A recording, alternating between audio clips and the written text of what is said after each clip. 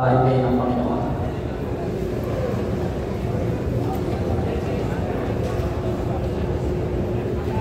According to our notes, mga kapatid, tayo po ay involved sa isang battle, sa isang digmaan. At yan ay simula ng isang kasabihan ni Jim George. Kung ano po yung sinasabing battle na ito, it is a spiritual warfare. Spiritual warfare is the unseen battle God wages on your behalf. Isang digmaang spiritual. At kapag sinabing spiritual, hindi po yan nakikita. Meron pa nakakita ka sa mga bagay ng espiritu, wala pa po. Kaya nga sabi ni San Pablo, for we wrestle not against flesh and blood, but against principalities, against rulers of darkness. So binanggit na po yung lahat ng mga pamamaan, ng mga espiritu, ng lahat ng mga kagagawa, ng mga kadiliman, sapagkat naniniwala tayo that there is really a personal devil. Kapag sinabing digmaan, sigurado merong labanan. At sa labanan, merong namamatay. Ay, imposible yan, pastor. Imposible kung walang mamamatay. Kaya nga, kahit na sinasabing drug on war yan, war on drugs yan, may namamatay talaga. Kasi digmaan ko yan. And sa spiritual battle, meron talagang mamamatay. Meron talagang mga casualties of war. Praise God. At ito po yung labanan na sinasabi natin, na once tayo ay naging Christian, naging mananampalataya, tayo po ay papasok sa isang uri ng digmaan kung saan ang ipaglalaban mo ay yung kaligtasan tinanggap mo sa Panginoon. Naniniwala ba kayo na kayo po yung ligtas na? Ligtas na tayo sa mga kasalanan na paglampasan natin, nagawa natin, mga kapatid. Kaya nga sabi po ng Panginoon minsan sa mga apostoles, pag kayong maglalak na nagsisusuko sa inyo ang mga masamang espiritu, tumang-tuwa sila, narigod na yung mga demonyo, napalayas na yung mga demonyo. Bumalik sila, binalita nila sa Panginoon. Pero sabi ng Panginoon, huwag kayong masiyahan ang paggalaktak na kaya niyong pasukuin ng mga demonyo. Ang ikagalak ninyo, ang inyong pangalan ay nakasulat sa aklat ng buhay. At kapag nakasulat ang pangalan mo sa aklat ng buhay, ibig sabihin niya, kandidato ka para maligtas. At habang ikaw ay ligtas at kandidato ka para maligtas, ito namang diablo, mga kapatid, ayaw na na tayo mo ay maliligtas. Kaya tinatagit po tayo ng kaaway. So pag ikaw ay naging Christian, lagi mo italin sa isip mo, ang labanan mo ay hindi yung kaaway mong misis mo. Tawa kayo kung sinabing misis nyo. Hindi yung boss sa trabaho. Hindi yung mga nakakasalumuhan natin mga tao araw-araw. It is not a physical battle, mga kapatid. It is a spiritual warfare. Ang ibig sabihin, lahat ng pumaperwisyo sa pananampalataya mo, lahat ng pumipigil sa iyong magsimba, lahat ng umaawat sa iyo, para tuluyan ng magtapat sa Panginoon, kagagawan mo yan ang kaaway natin, diablo. Yes, meron tayong pita ng laman, meron tayong mga masamang pagdanasa na nandito sa ating mga puso. At yan po ang tinitrigger ng kaaway na buhayin itong pita ng laman na nasa atin para pag tayo po ay umayon doon sa panulungsok at pandaraya ni Satanas, matatalo po tayo sa laban na ito, mga kapatid. Kaya kailangan po, habang tayo po ay nasa battle, kailangan natin tayong alerto. At ito po yung pinag-aaralan natin ngayon, mga kapatid, na once we are involved in the battle, kailangan po ay mag-concentrate tayo na hindi tayo matatalo. Ang kagandahan lang sa spiritual battle, pag binasa mo ang kalagayan o katayuan ng isang Kristiyano, mga kapatid, wala kang mapabasa na tayo po ay mga talunan. I will say it again. There is no scriptures, even one scripture in the Bible that says that Christians are defeated. In fact, sabi ng Bible, we are more than conquerors. Greater is He that is in you, and that is the Spirit of the Lord. Sabi ni San Pablo, I can do all things through Christ, which is strengthening me. And this is the victory that overcometh the world, even our faith. And yes, shall receive power after that the Holy Ghost is come upon you. And lo, I am with you always, even unto the end of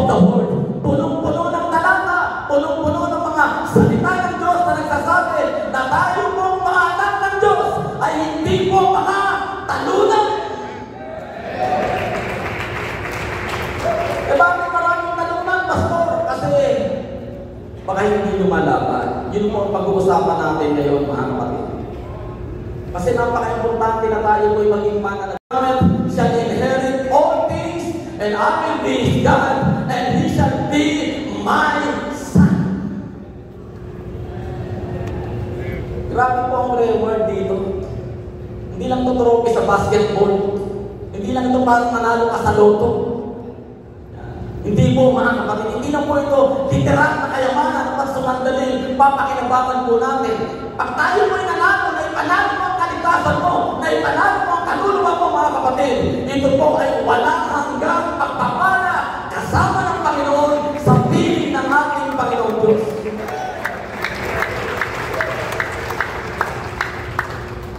Kaya ang magtatagumpay sa espiritual na pakikipagbaka ay may mga pangakong gantimpala, samantala sa talunan may naghihintay na kapahamakan.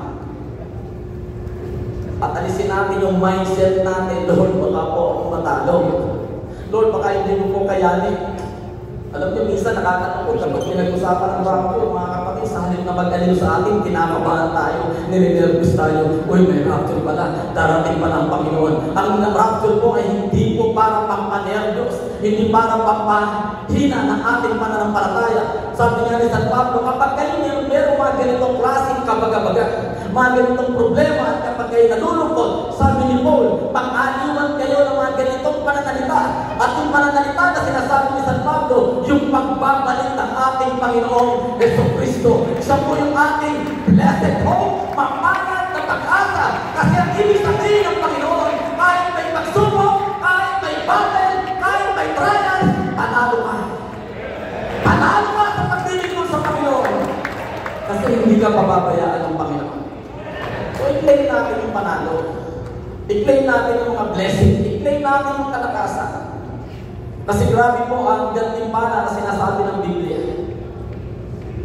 Si Satan nga hindi po nanalo sa Panginoon.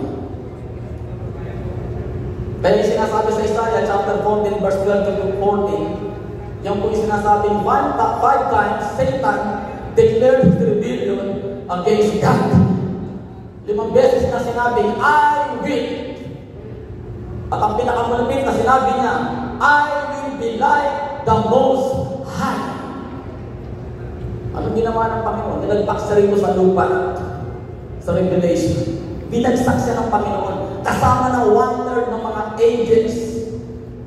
Hindi siya pwedeng manalo sa Panginoon. Walang pwedeng manalo sa Panginoon. Kaya pagkakampi ng tao si Satan, talagang walang panalo yan. Pero ang kakampi natin ay hindi po si Satan. Huwag kang makiayon sa kanya. Huwag kang makisama sa kanya. Makisama ka sa Panginoon. Kumapit ka sa Panginoon. At kapag nasa Panginoon ka, wala kang talo. At kaya mong sabihin, I can do all things through Christ who is strengthening me. At tingnan ninyo, yung taktika ni Satanas, kung paano siya nahulog.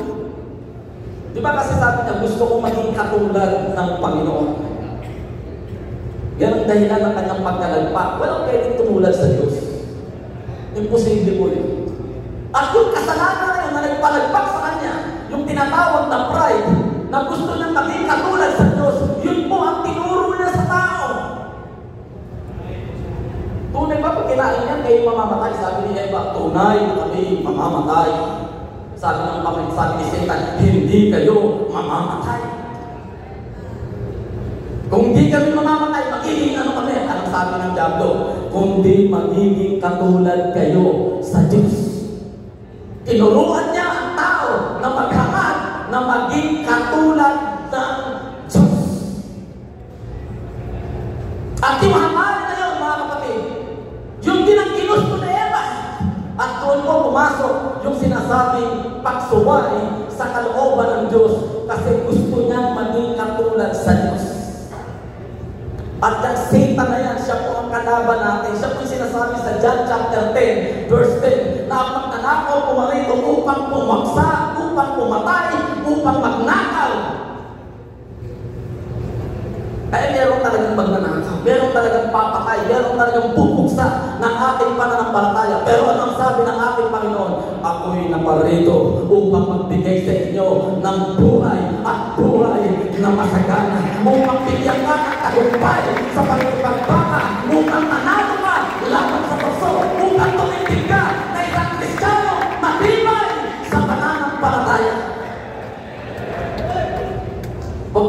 sarili itong paglilingkod sa Panginoon. Hindi po natin kaya to. Kailangan natin ng Diyos, mga kapatid. Sabi ng Panginoon sa Apostoles, without me, you can do nothing. Isang ganyan tayo na mag-Lord, hindi ko kaya, Lord. Di ba umiiyak pa, hindi ko kaya, Lord. Kasi sino ba nagsabi sa'yo kaya mo? Talaga namang sabi ng Panginoon, hindi mo kaya. Pero kung nagyabang sa Bible, si Peter, sabi na, Lord, kung hindi nila kaya, ako kaya ko. Kung tinakwil ka nila, sabi niya, ako, hindi kita itatakwil. Ibahin mo si Pedro, Lord. Tinignan siya ng Panginoon, sabi niya, Pedro, pag kailangan ng manok, hindi lang isang beses, 3. Tatatlohan kita, Pedro. Sigurado, ipagkakailangan mo ako. Pag kailangan ng manok.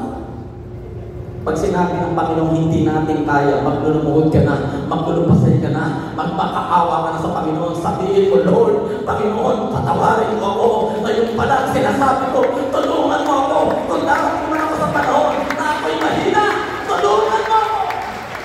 Pero Espiritu ng Panginoon, Pedro, hindi ganyan, mga kapatid. At hanggang ngayon, maraming mga tatay, mga kapatid na pinipilit, isan pa yung kanilang pananampalataya sa pamagitan ng sarili nilang desisyon, sariling pagpapasya, sariling pagsusumikap, mali, mga kapatid. Lagi natin sabihin, kailangan kita, Panginoon. Kailangan ko nasa church. Kailangan nasa prayer meeting ako.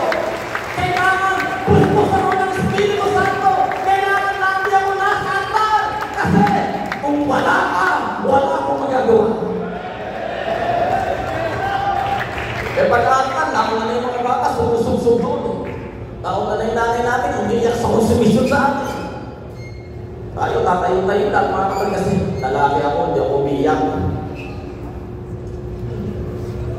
Oo, lalaki ka, sapagkat meron kang malabrasong katawan.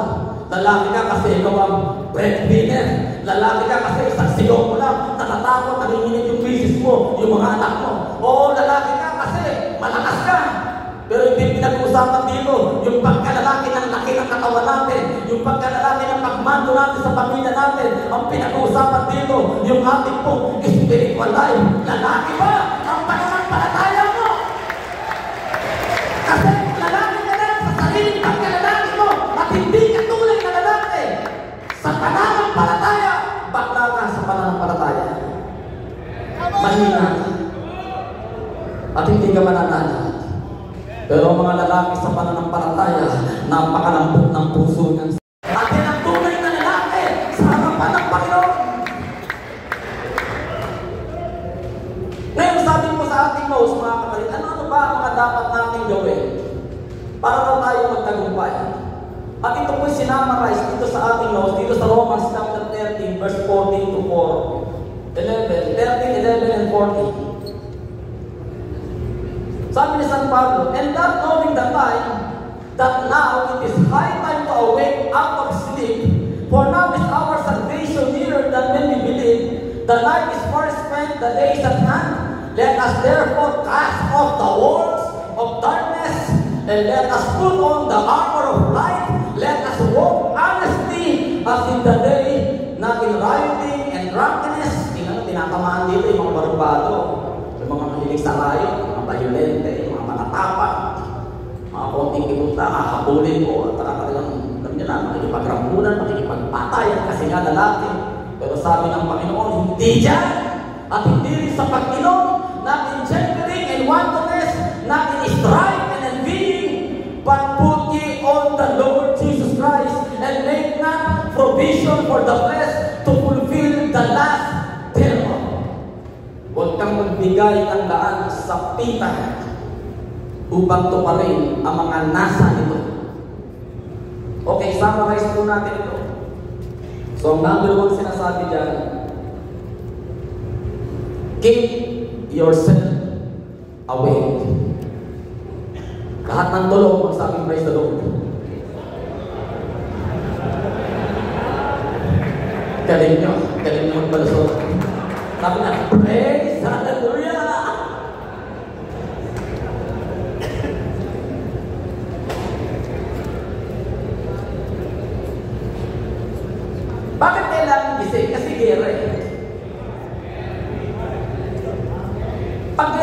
ka pwedeng tutulog-tulog.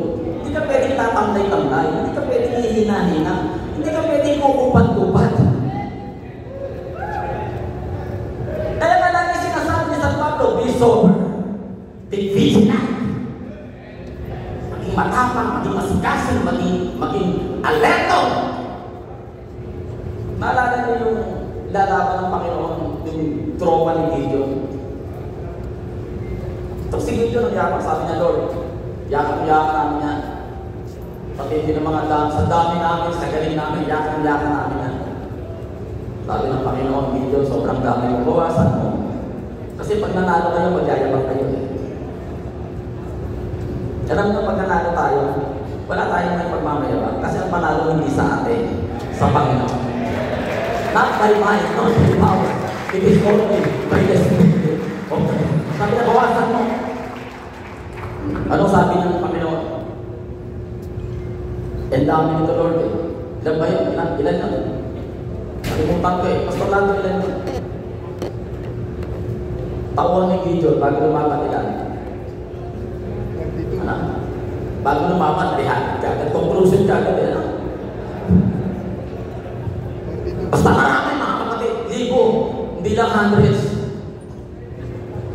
30, 20, dami mong sagot, ay isa na. O kahit ilan pa yan, alam mo nang sinabi ng Panginoon. Sabi niya, lahat ng duwag, sabi niya, pauwiin mo. Lahat ng nag-iisip lagi sa honeymoon, pauwiin mo.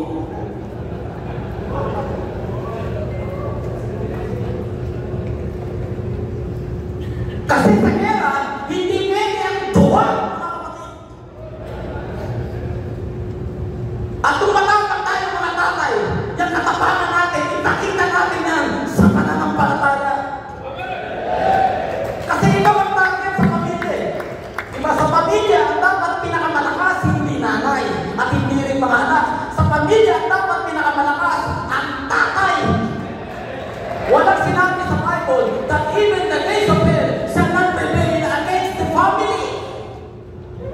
Ang church hindi mag-iba, pero ang pamilya pwedeng mag-iba. Kaya sa loob ng church, yung mga tatay na mahina, yung mga tatay na duwag karamihan, wasak ang pamilya. Kawawa si nanay, nagsisimba mag-isa.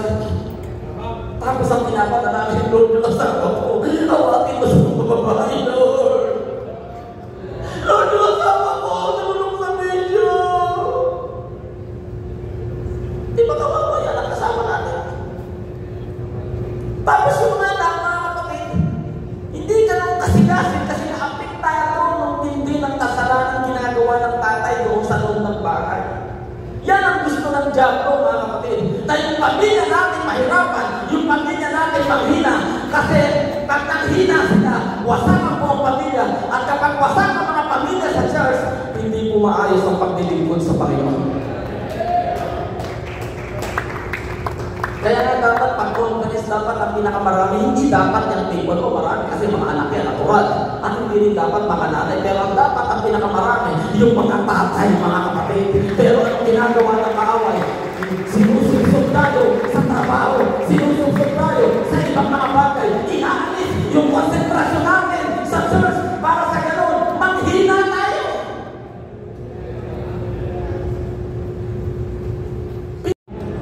Pakikin mo yun sa kapatid mo, sabi mo, gising!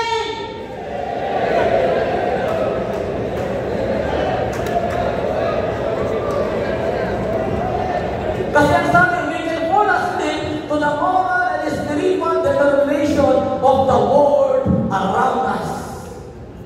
Sabi ng 2 Timothy chapter 3 verse 13, evildoers and impostors will go from bad to worse, deceiving and being deceived.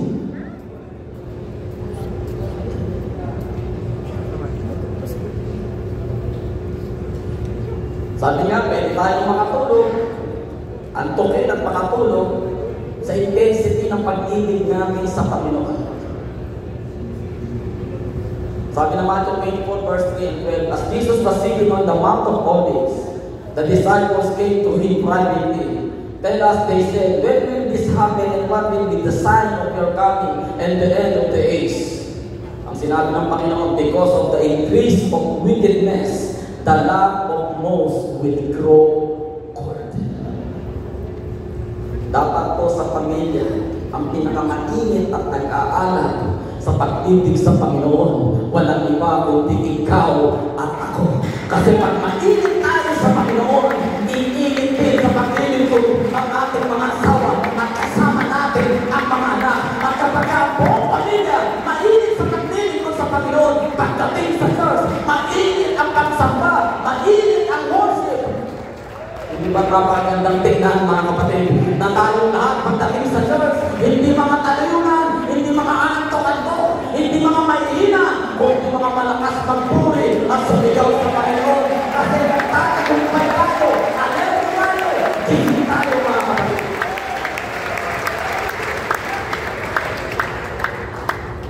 Kapag ang tao tulog, ito po ang nangyayari sa akin. Number 1, insensibility. Ang ibig sabihin niya, wala siyang pakiramdam. Wala siyang kamalayan sa kanyang kapaligiran. Pag tulog kayo, madaling kayo nakawan ng misis niyo sa bulsa. Sa wallet niyo. Kasi pag tulog tayo, hindi natin alam kung anong nangyayari. Natulog ka naman alas 8 ng gabi, umisip ka naman alas 6 ng umaga. Pag mula alas 8, natulog ka, hanggang alas 6 ng umaga, hindi mo alam kung anong nangyari. Kaya nga pag nanakaw, hindi mo pupunta ng araw, kasi pag araw, ang tao gising, pupunta po ng gabi. Kasi pag gabi, tulog. At kapag tulog, wala siyang pakiramdam. Wala siyang nalalaman sa kanyang pangyayari. Pag in-apply natin spiritually, pag tulog ka, wala kang alam sa nangyayari.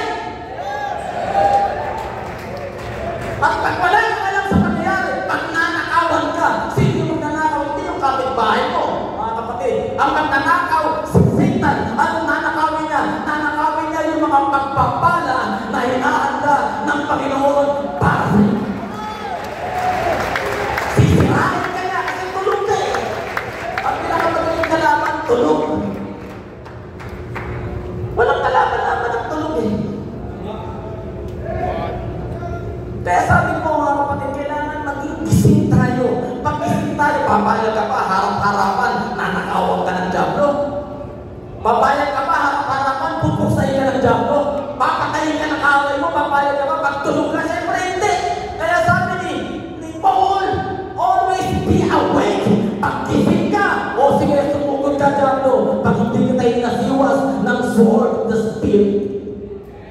Pag hindi kita pinalandran ng mga salita ng Panginoon. Pero pag tulog, wala ka lang yan. Mamayang gabi, testingin ko sinasabi ko, tampal-tampalin yung tulog, pag-gising na susuntukin ka. Pag di nagising, swerte mo. Pero kaya naman gawin yan, pag tulog yan, lalo na pag naghihilig, ako wala ka lang yan. At pangalawa, ito pong matindi, pag tulog ang tao, nag-iilusyon. Marami kang nakikita kung ano-ano, mga kapatid.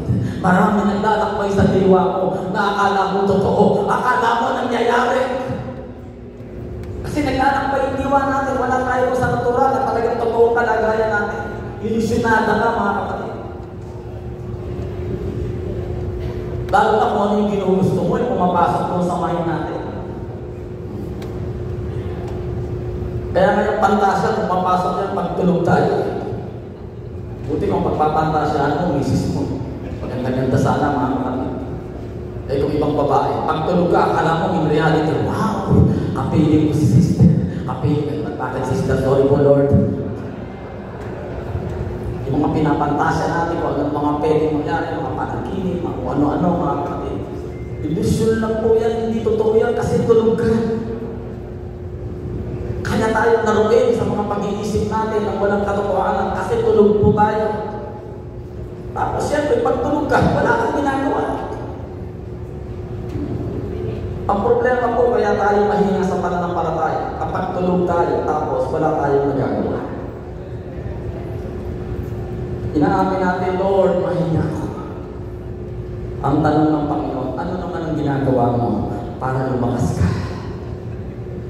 Kung gusto mong lumakas at ayaw mong maging mahina, gawin mo ang lahat ng magpapalakas sa pananampalataya. Kasi kahit sabihin mo, gusto mong maging malakas, wala kang ginagawa na makakampang malakas, hindi ka lalakas. Magsimba ka, siyempre, sa mga misis mo, patin ka ng prayer meeting, magpagamit ka sa Panginoon. Huwag ka nang magbuhat ng mineral water, mga kapatid. Lumayo ka sa pulpito, mangaral ka, mag-share ka. At higit sa lahat, iwasan mo yung mga bagay na magpapahina. Tuktok mo yung sarili mo sa panalangin, mga kapatid. At kapag talagang kumakapit tayo at gumagawa tayo ng maraming bagay, busy tayo sa church. Ewan ko kung magkakagirigay sa sasabihin ko sa inyo. Ang katapatan ng isang Kristiyano ay naipapakita po yan sa performance niya sa church. Pagka yan hindi mo maapuhap sa church, ewan ko kung paano namin sasabihin kung gaano siya katapatan. Kasi dyan natin pinapakita yung paglilingkod natin sa Panginoon, mga ilang sana conference, lahat ng pagkakataon, magkaroon tayo ng pagkakataon, nandoon, mga kapatid. At lahat ng pagkakataon na may magawa tayo para sa church, para sa paglilingkod natin sa Panginoon, talagang pilitin po natin yan. Kasi yan po ay nagpapatunay lang na hindi tayo tulog, hindi lang tayo nag-ilusyon, at higit sa lahat, meron tayong ginagawa. We are not in a state of being insensibility, o we are not having illusions, o we are not in actions. Kaya yan ang sinasabi, mga kapatid, ni San Pablo, na tayo po ay laging maging alerto. Tinanggal yung mga duwag ng panahon po ng Gideon. Anong pinalit pa? Sabi niya, okay na yan. Marami-rami na yan. Pero sabi mga kapatid ng Panginoon, hindi pwede ulang yan. Idaan mo sila sa ilog. Pinagod, tinraining, pinaganda, pagtapagod, pagpawis, talagang hawak yung mga sandata. Uhaw na uhaw, mga kapatid. Sobrang init, 47 ang index. Dinaan sa tabi ng ilog. Wow, grabe ang sarap ng tubig. Alam niyo, mga kapatid, sa sobrang tuwa ng mga sundalo, mga mandirima, mga kapatid yung iba, nag-dive, lumusog, nagtampisaw, iniwanan yung mga sandata, iniwanan yung mga parel, ang parel ko ng mga sandata nila, talagang naligo, tuwa-tuwa. Pero meron itong mga sundalo, mga kapatid, na kahit nakakita ng tubig, hindi na sila ininom. Kung umiinuman sila, hawak nila yung kanilang mga sandata at nakatingin sa kanilang paligid kasi nasa isip nila, baka sa panahon nagtatampisaw kami, sasata yung kaaway, wala kaming magagawa. At yun ang sinasabi ng Bible, mga kapatid, na yun po ang kailangang sundalo ng Panginoon na kapag nakakita ng blessing, hindi agad nagtatampisaw, hindi agad nakakalimutan yung sandata niya sa pakikitigma sa spiritual battle. Laging alerto! So be awake, mga kapatid, laging gising. Watch and pray that you enter not into temptation. Mahirap panalangin ang gising at nakadilat ang mata. Hindi yan ang ibig sabihin ng Panginoon. Pag nananalangin ka, bantayan mo rin yung sarili mo, bantayan mo yung kapaligiran mo, bantayan mo ang sitwasyon. Hallelujah, kasi anumang oras, ang kaaway po ay aatakin. Yung ang Panginoon nag-fasting ng 40 days and 40 nights. Ano ang sabi ng Bible? The Spirit led him into the wilderness. For what purpose? Why is it that the Spirit led him? The Bible says to be tempted by the devil. Pero bago siya tuksuhin, fasting siya ng 40 days and 40 nights. Kaya huwag kang papakasiguro na kapag sagad ka sa panalangin, sagad ka sa pag-aayon ng kasama mo, hindi mga. Nandyan din po ang diablo. At minsan nilalagay tayo sa wilderness. Sa wilderness, pag sinabi sa Bible, walang magandang nangyayari dyan. Pero dyan sa wilderness, makikita mo ang provision, ang miracle, ang milagro, ang himala ng Diyos. Dyan sa wilderness. At dyan tayo sinusubok, mga kapatid. Sa wilderness, walang tubig. Pero ang Panginoon, nagpadala ng tubig sa pamagitan ng bato. Sa wilderness, walang pagkain. Pero ang Panginoon, nagpadala ng tinapay na bumababa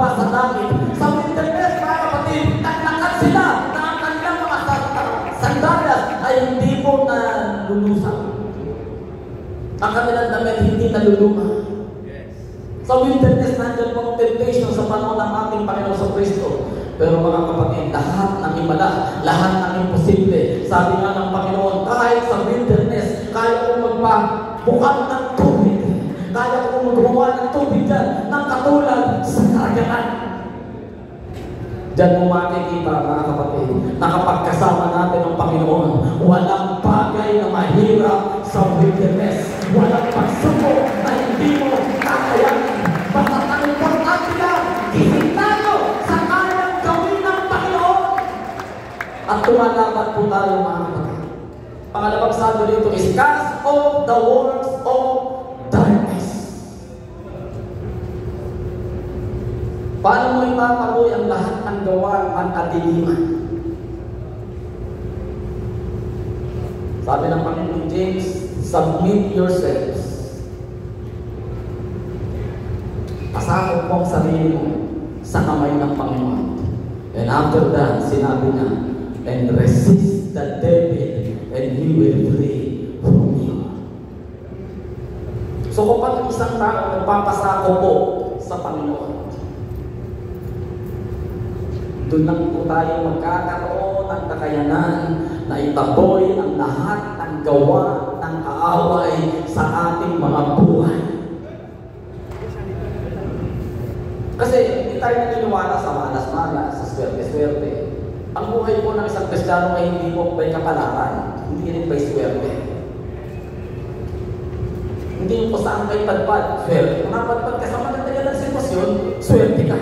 Pero kung napadpad ka ng medyo hindi maganda, malas ka. Kaya sabi nila, hayaan na lang natin kung saan tayo makarating. Kung swerte, pwede. Kung malasin, okay lang. Hindi po, mga kapatid.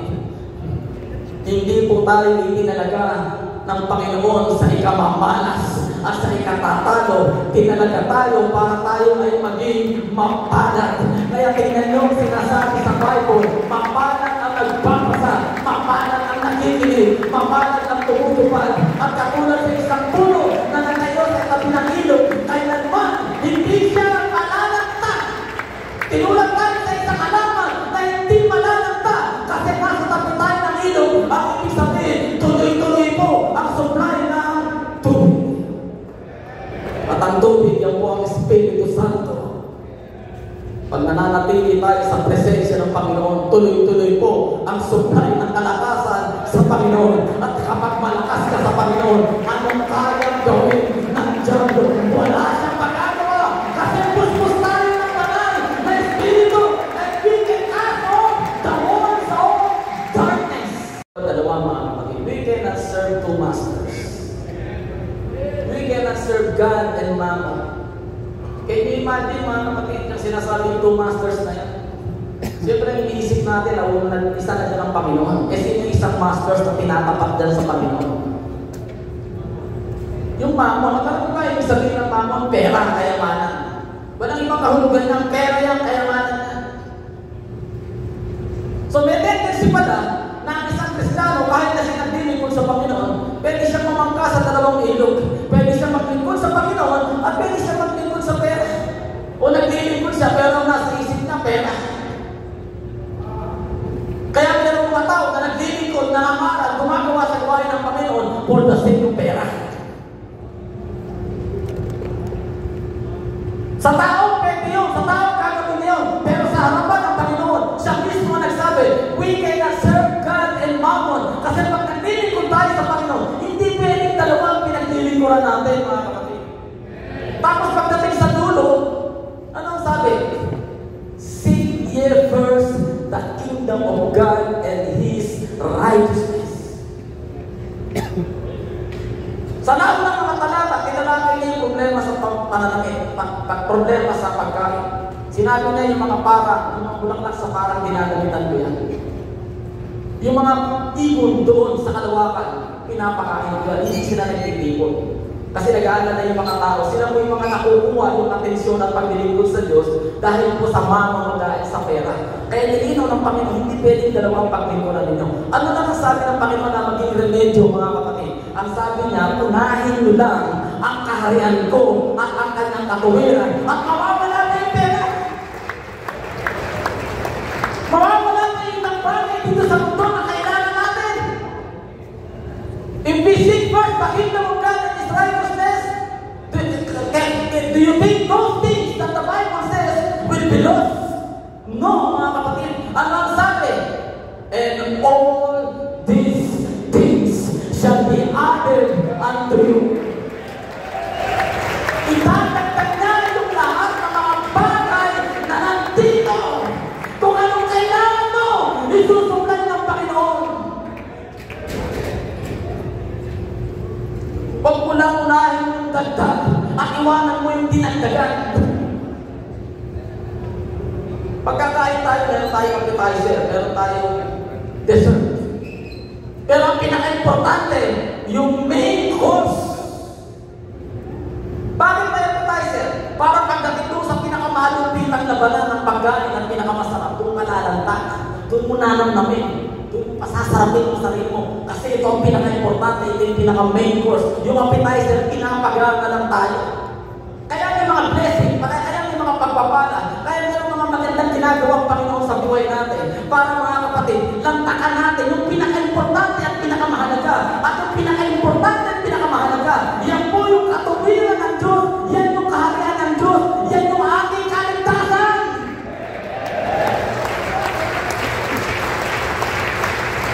Kinain mo yung appetizer. Hindi mo inandaan yung main course, nag-enjoy ka na rin. O minsan, nag-concentrate tayo doon sa dessert, yung mga dagdag, mga kapatid, doon tayo nag-concentrate. Mali, mga kapatid. Iniwan yung katuwiran ng Diyos, iniwan yung kaharian ng Diyos, nag-concentrate sa kayamanan. Diba? Diyan tayo nagibiktima ng kaaway dito sa spiritual battle, material things. Sabi ni Solomon, Lord, bigyan mo ako ng karunungan para i-judge ko ang Israel. Kingdom-minded si Solomon. Sabi ng Panginoon, ba, sobrang spiritual mo, okay yan, bata. Ganda yung ginagawa mo, para sa kaharian ko, bibigyan kita ng karunungan. Pero, sabi niya, dadagdagan pa kita. Ano ang dinagdag? Kayamanan at kasikatan. Wealth and honor. Kaya sabi niya, walang tatalino sa'yo na mabubuhay pang kasunod mo at sa kapanahonan mo. Kaya walang pinakamatalinong tao sa buong mundo kundi sa Solomon.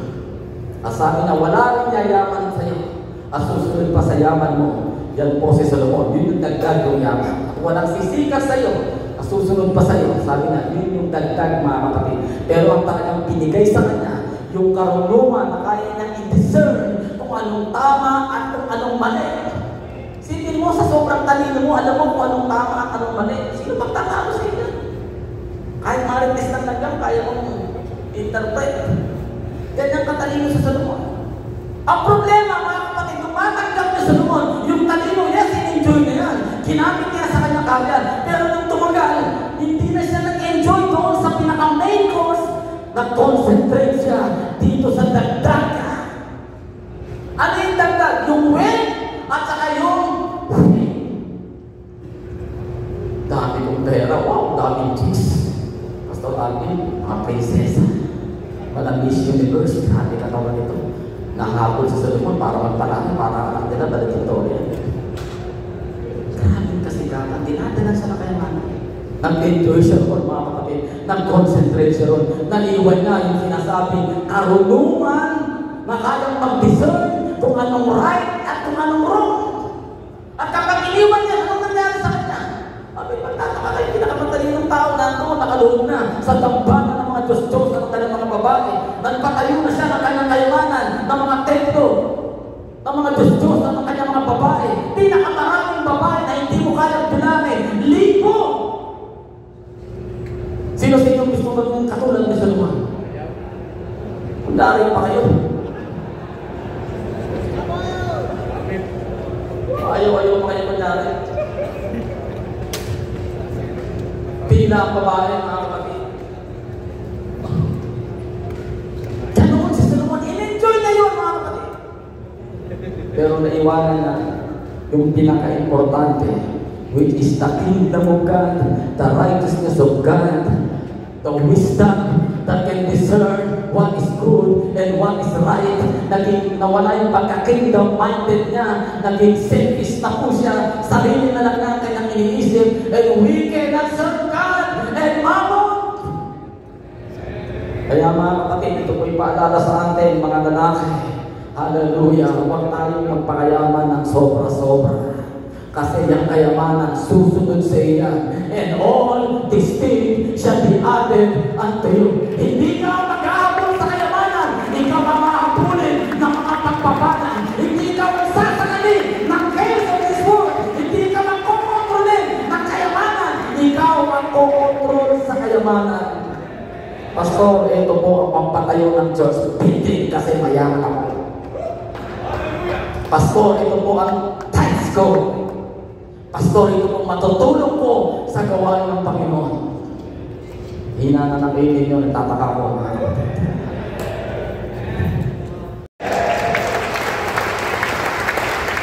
Sabi ko, put on the armor of light. Dahil dito, kunin ninyo ang buong baluti ng Diyos upang kayo makatayo laban sa masamang araw. At pagkagawa ninyo ng lahat ng mga bagay, ay manatili kayong nakatayo. Sipin mo, pag sinuot mo yung armor of God, ang purpose mo niyan ay para po tayo makatayo. At kapag nakatayo tayo, manatili tayong nakatayo.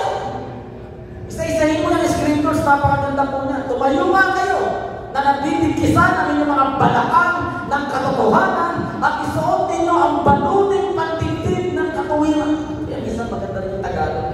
Meron ka sa balakang, meron ka sa dibdib. Oh. Ano pa sabi, mga kapatid? Pantigdig ng katuwiran sa inyong mga paa ay may suot kayo ng kahandaan ng ebanghelyo ng kapayapaan. Kung hindi ka ba nagigera na nakapaa, mga kapatid, meron kang suot ng kahandaan ng ebanghelyo ng kapayapaan. Higit sa lahat, ito po, kunin ninyo ang kalasag ng pananampalataya. Bibigyan ka ng pag-alinlangan kung ikaw ay babalututin ng diablo ang salita ng Panginoon. Sasanggay mo ng alasag ng pananampalataya. Grabe, walang pagkakala to. Sa pamamagitan nito ay maapunan ninyo ang mga nag-aapoy na palaso ng masama. Viritas. Yung mga pinabatong mga sipat, mga maliliit na mga darts. Alam niyo, diabo, hindi na tayo kayang tumunin sa malakihang kasalanan. Hindi. Sana tayo umumpisa sa maliliit. Kasi yung maliliit na yan, nakamamatay po yan. Kasi ang sabi, ang kasalanan, pag malaki na, ibig sabihin, nanggaling sa maliit. Nagbubunga ng kamatayan. Kaya hindi malakihan ang atake ni Satanas. Turuan ka magnakaw, hindi ako magnakaw, Christian ako. Pero sa mga maliliit, upit-upit, wow, hindi naman yung sama yan. Unti-unti yan, ay ang upit na yan, lumalaki ng lumalaki. Nagiging kasalanan, at kapag malaki na, nagbubunga na ng kamatayan. Pero ang sabi po ng Bible, para maapunan natin ang mga nag-aapoy na palaso ng masama, tanggapin din ninyo ang helmet ng kaligtasan at ang tabak ng Espiritu na siyang salita ng Diyos.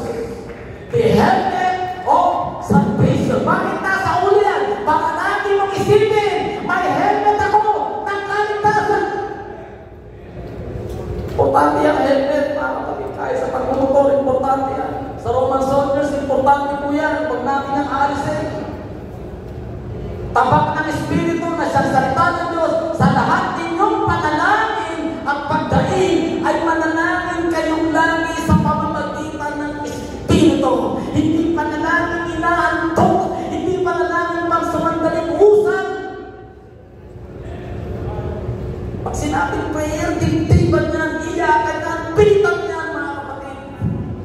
Pakipaglaban niyan, katulad po ng sinasabi ni Jacob, pag-isang na hindi ang tinitawan, hanggat hindi mo ako pinagpamana. Para makuha ang pagpapala, mga kapatid, kailangan talaga kapitan mo sa pananalangin. Si Hana, bakit nagkaroon ng anak? Babae po yun. Kasi sabi, araw-araw si Hana nananalangin, hindi mo may tigil. Pwede namang sa bahay, pero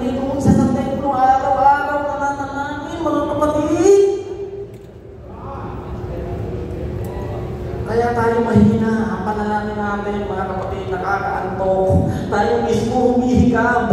Tayo mismo lumilipad yung isip natin. Pilit pong sinasalat ng maawayan sa ere. Gaya nga na sinasabi ni Daniel, sa langit, sa kalawakan, ang minsan, ang prayer natin baka hanggang isa bilang, sinasalat ng kaaway. Pero kapag matindi ka, manalangin, mga kapatid, hallelujah, katulad ni Jacob, upod na ng sama. Ang dami ng kasalanan pinadala. Ang album kanyang kapatid, para po siya buksain at siya'y mamamatay. At alam na ang kanyang kasalanan. Pero sabi niya, kahit anong mangyari, mag-resting na tayo kung saan tayo makarating. Pero hindi kita pipitawan. Unless you bless me. Isang pagpapakita ng prayer na talagang tumataing. Sumisigaw sa Panginoon. Mga tatay, tayo mo ang manalangin ng gusto. Alang-alang sa misis natin. Alang-alang sa ating mga anak. O ang anak ko, dragati. Ang anak ko, napapariwara. Ang anak ko, naliligaw. Pero ang pitawan sa pananalangin. Samahan mo naman yung misis mo. Kung sabihin, bahala ka na sa anak ko. Ikaw may dahilan, kaya ganyan eh. Lagi mong kinukusinte eh. Hindi mga kapatid. Minsan naman, akbayan mo yung misis mo sa gabi. Sabihin mo, Han, pwede bang magsama muna tayo sa pananalangin? Pwede bang magpatawaran tayo? Pwede bang magkasundo tayo? Magkaisa tayo. Sama-sama natin itulog ang pangangailangan ng ating pamilya. Alam mo sa pamilya, grabe po yan ang mga away na magkasama. Kung hindi kaya magpakumbaba ng misis mo, ahamunin kita. Ikaw na ang unang magpakumbaba. Ma-maintain mo lang ang relasyon sa loob ng pamilya. Walang matigas na misis sa matinding panalangin ng mister. Kahit anong tigas ng misis mo, hindi ito ang katapat niyan, mga kapatid. Ang katapat niyan, eto. Prayer. Hallelujah. Meron pang matigas ang misis niya, taas na kayo. Kayo pala, matitigas. Talagay ko, misis nyo na nakalangin sa inyo. Ang hindi kong sabihin sa pamilya, mga kapatid, walang ibang pwedeng mag-solve niyan kundi tayo ng mga tatay. Kahit ikabababa ng pride natin, tanggapin na lang natin, mga kapatid, for the sake of our family. Pag ayaw mong maglaba, ako ang maglalaba. Kung ayaw mo, yan ang gagawin ko. Pag ayaw mo magluto, ako magluluto. Mas masarap ako magluto sa'yo. Dati akong tagaluto ng mga pulutan. Masama ka yun, mga kapatid. Ayaw mo magsaing! Sige, ako magsasaing! Matapang ako eh. Bakit? May magagawa ako kung magsasaing ako.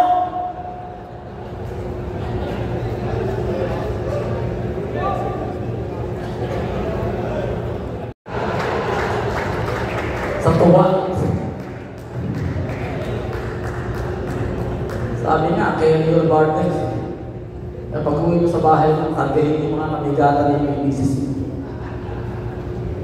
Love your enemy. Your number one enemy, yung misis ninyo, mahalin nyo, mga kapatid.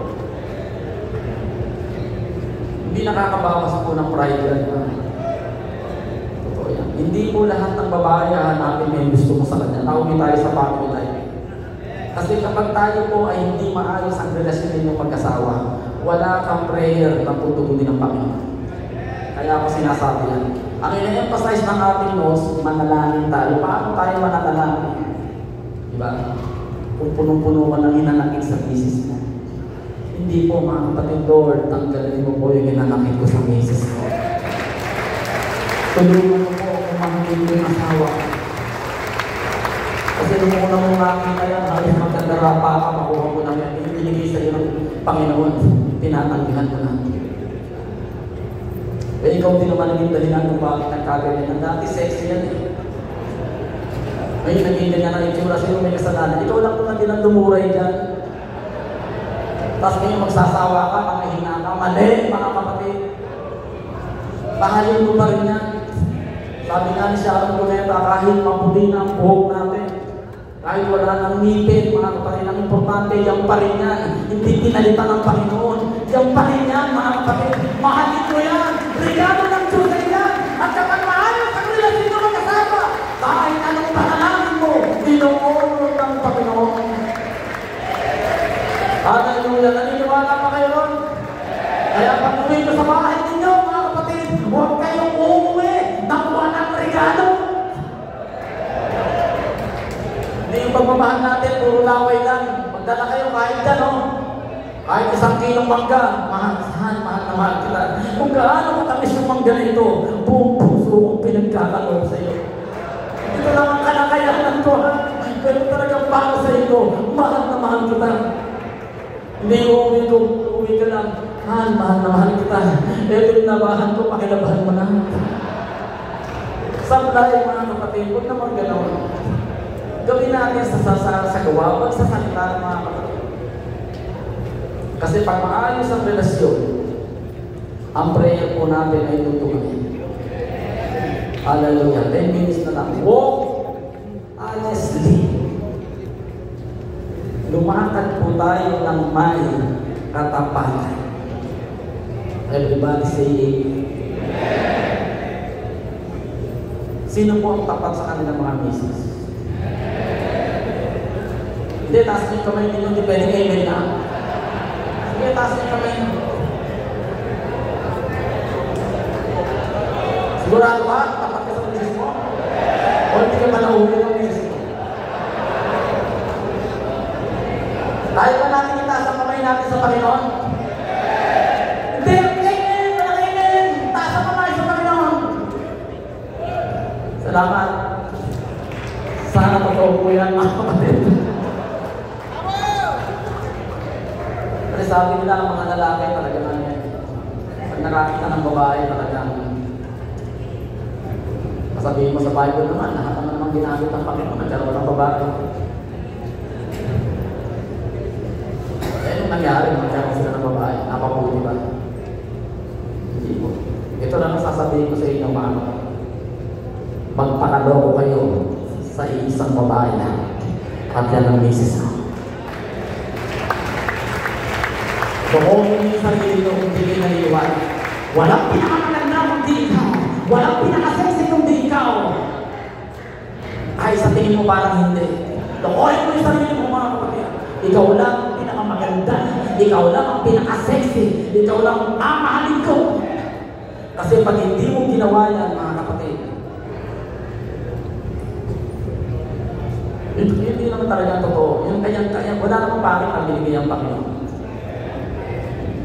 Kasi ang pag-ibig mo na sinasabi, hindi mo mamahalin siya kasi dahil maganda lang siya. Yan naman ang pinangako mo sa misis mo noon. Kaya kahit anong makita mong diferensya niyan, mga kapatid, talagang sasabihin mo sa sarili mo, Lord, o kaya sabihin mo sa Panginoon, Lord, open my eyes. Hindi sana ganito ang tingin ko sa asawa ko na mataba. Hindi sana ganito ang tingin ko sa asawa ko na bumangera. Hindi sana ganito ang tingin ko sa asawa ko na parang perwisyo sa buhay ko. Hindi, Lord. Open my eyes and my understanding. Ipakita mo sa akin, unang pinakita mo kakagian niya. Na noong pa lang halos makita ko lang siya parang piyesta na ang buong buhay ko. Lord, ipanin mo yung unang pag-ibig ko. Lord, paguhin mo yung pananaw ko. Pinag-pray mo natin na lalong paintingin ng Panginoon yung pag-ibig natin sa ating mga asawa. Para maging tapat po tayo, mga kapatid. Yung pinapakita ng kaaway sa labas, mga kapatid, yan po yung sinasabing pandaraya ng kaaway. Yes, amen. Hindi totoo yan. Ang hinahanap mo nasa misis mo. Wala sa ibang babae. Praise God. At kapag tapat tayo sa ating mga misis, mga kapatid, sigurado matapat tayo sa Panginoon. Kung hindi mo kaya, natin din sa lahat magtapat tayo sa Panginoon. Di ba kinumpara ng Panginoon yan? Sabi niya, ang pakikipagkaibigan sa sanlibutan ay pakikipag-away sa Diyos. Sabi niya, ye adultery, Kayo mga mapapakalo niya, kayo mga mapakiapin. Bakit? Hindi dahil sa kung ano ba, tinutuko niya, kayo nakikisama doon sa sanlibutan. Ako na lang kasama mo, sabi ng Panginoon. So kung paano tataratuhin ng Panginoon ng church, sabi niya, ibigin mo ang Panginoon gaya ng pag-ibig niya sa church. So dapat ang church nagiging matapat sa Panginoon. Dapat ang babae nagiging matapat sa iyo. At ikaw naman, ibigin mo talaga ang church. Ibigin mo talaga ang misis mo gaya ng pag-ibig ni Kristo sa church. At si Kristo, inibig niya ang church kahit na napakaraming diferensya. Tayo yung church eh. Tayo yung hindi matapat, tayo yung mahina, tayo yung maraming kakulangan, pero mahal ka pa rin ng Panginoon. Ang misis mo, ganoon din. May mga kahinaan, may kakulangan, pero ibigin mo pa rin siya. Be honest, mga kapatid. Hallelujah. And put on the Lord Jesus Christ. Isakbat ninyo ang Panginoon sa Kristo at huwag ninyong pagdaanan ang laman upang masunod ang mga kahalayan noon. Sabi, malayo na mga kapatid. Bakit sinasabi ang laman? Ano ba yung laman na tinutukoy niyan? Ano bang kahalayan ang dinadala ng laman na yan? Alam niyo yan, mga lalaki tayo, mga kapatid. At ang lunas ng pala, ibihis natin ang ating Panginoon sa Kristo. Yung isakban dito, ang ibig sabihin ay may katulad ng salitang paghariin. Ito'y tumutukoy sa paghahari o lubusang kontrol ng Diyos sa ating buhay. Ito ay maaaring mangyari kung may maayos na ugnayan ang tao sa Diyos. So yung relationship pala natin ang kailangan nating bantayan, mga kapatid. Para hindi natin mapaglalaanan ang laman at masunod ang kahalayan nito. Kaya kailangan patayin po natin.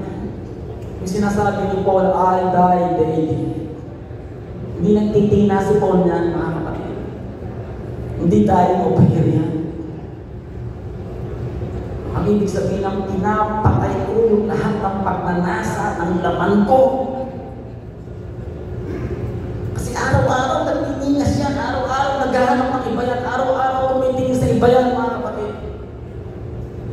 At ang paraan ng pala, ibihis natin, paghariin natin ang Panginoong Jesucristo. At kapag ginawa natin yan, mamamatay ang ating laman, masusunod natin ang ating laman, at hindi na masusunod ang kahalayan nito. Kasi pag hindi natin nasupil ang laman, dadalhin tayo sa kahalayan. At yung salitang kahalayan, napakadelikado po niyan sa Biblia. Pero napakalinaw ang sinabi ng Bible, ibihis natin ang ating Panginoong Jesucristo. Umaga pa lang, bago sa trabaho, puspos na tayo sa Espiritu Santo sa pananalangin. Lord, hawin mo lahat ng tukso. Bulagin mo ako sa mga makamundong pagnanasa. Diyan pala, umaga pa lang, mga kapatid, pag nag-pray ka at napuspos ka, pagtayo mo, may tagumpay ka na. Si Jesus Christ, hindi siya nagtagumpay doon sa krus, kung pinapasan niya ang krus, hindi. Doon pa lang sa Gethsemane, mga kapatid, pinatay niya na yung kanyang sarili. Nilabanan niya na yung ayaw ng kanyang sarili. Sabi na, Lord, kung nais po sana lumumpas yung kopang ito. Yung kopang yun, yung simbolo ng kasalanan ng mundo, na kapag ininom niya, mga kapatid, ang ibig sabihin nung handa na siyang isalang sarili niya doon sa krus. At kung kanyang naman ay umaayaw, lumalaban, kasi hindi naman niya kasalanan yun eh. Kasalanan ng mundo yun eh. Pero doon pa lang sabi ng Panginoon, pwede lumagpas, pero Lord, not my will, but thy will be done. Sa panalangin, dyan natin sabihin, Lord, patayin mo yung ingas ng laman, patayin mo yung masamang pagnanasa. At kapag doon pa lang sa prayer, pinuspos tayo, pagtayo mo, mga kapatid, hawak mo na ang tagumpay. At hindi ka naman ibubuko ng anumang kasalanan. And last, pray always with all prayer, supplication in the Spirit, and watching thereunto with all perseverance and supplications for all saints. Pag pinagalagan natin ang prayer, grabe po ang nagagawa niya para palakasin po tayo. And then he spake a parable unto them to this end, that men ought always to pray and not to faint. Kaya tayo mahina, kulang tayo sa prayer. But the Bible says, If men will pray, anong sabi? Hindi tayo manghihina. Kaya sabi ng 1 Thessalonians 5 verse 17, pray without ceasing. Yan lang po ang gawain na hindi tayo pinapatigil ng Panginoon. Ang pangangaral na ihintuyan pag-alis mo sa church, tapos na. Pagtapos ng conference, tapos na. Pero ang pananalangin, mga kapatid, kahit umuwi ka sa bahay, kahit nasa trabaho ka, kahit nasa ang lugar ka, pagtulong mo, pag-isip mo, sa lahat ng panahon, sa lahat ng oras, sa lahat ng sitwasyon, walang pinipiling pangyayari o sitwasyon, kailangan mong manalangin. A Christian without prayer is no more possible than to be alive without breathing. Yan po yung hininga natin. Pag huminto ka sa panalangin, huminto ka sa paghinga bilang Kristiyano. Kaya para hindi tayo mamatay, kailangan natin huminga. At ang paghinga na sinasabi, yung ating pong pananalangin. Kaya habang nananalangin ka, buhay ka, magtatagumpay ka natin sa paglilingkod sa Panginoon. Maraming salamat po pagparami kayo.